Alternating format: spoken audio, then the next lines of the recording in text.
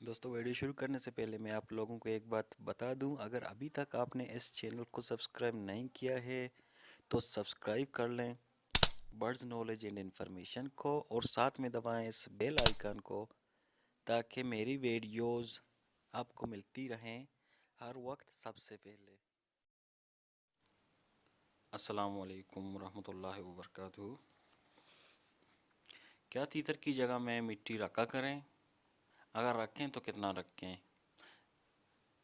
کیا تیتر کو مٹی کی ضرورت ہوتی ہے؟ ہر بندہ کوئی نہ کوئی مشورہ دیتا ہے، مگر حقیقت میں کیا واقعی تیتر کو مٹی کی ضرورت ہوتی ہے؟ جی ہاں، تیتر کو مٹی 100% ضروری ہوتی ہے۔ دوستوں میں ہوں ذوالفقار اور آپ دیکھ رہے ہیں برڈز نالج اینڈ انفارمیشن۔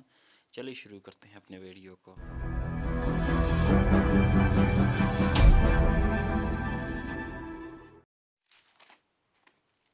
تو یہ ویڈیو لاسٹ تک دیکھیں، اگر آپ لگے تو آپ کچھ بھی نہیں سیکھیں گے اور آپ کی معلومات ادھوری رہ جائے گی۔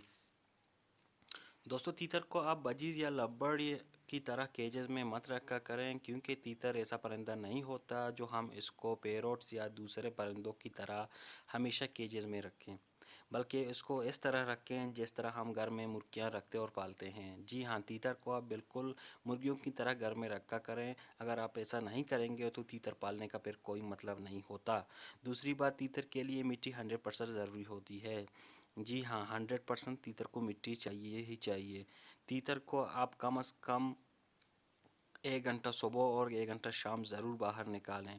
اس سے یہ ہوگا کہ وہ ایک تو تھوڑا باہر نکلے گا اور دھوپ بھی اسے لگے گی اور وہ مٹی سے بھی کھیلے گی۔ دوستو ضروری بات یہ ہے کہ جب کبھی آپ اپنے تیتر کو باہر نکالیں گے تو اس کو ایسی جگہ پر نکالیں جہاں زمین یا مٹی میں نمی ہو، اس میں نمی کی طاقت موجود ہو اس جگہ یا مٹی میں۔ اس سے یہ ہوتا ہے کہ تیتر کو نمی مٹی اور نمی جگہ زیادہ پسند ہوتی ہے۔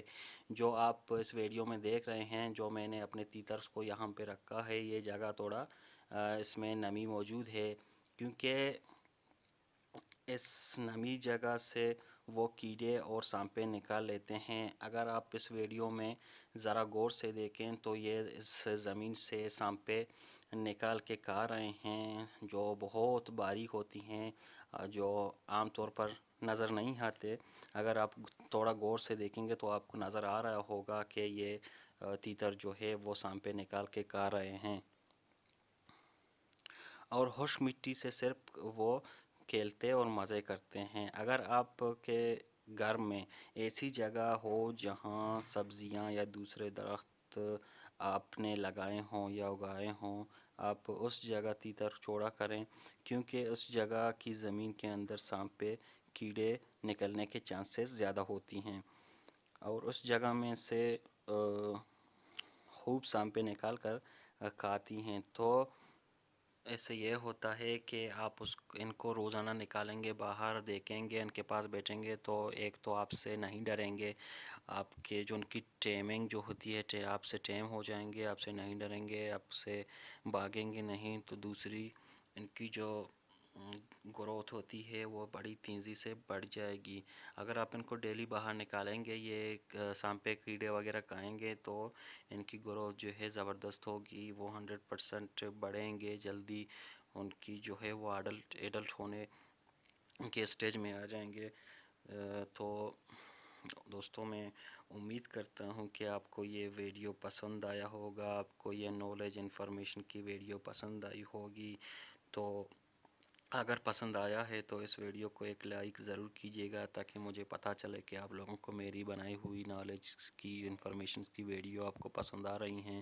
اور لاسٹ میں پھر ایک چھوٹی سی ریکویسٹ ہے کہ میرے اس چینل کو سپورٹ کریں سبسکرائب کرنے کی شکل میں۔ تو میرے دوستوں اس چینل کو سبسکرائب کریں۔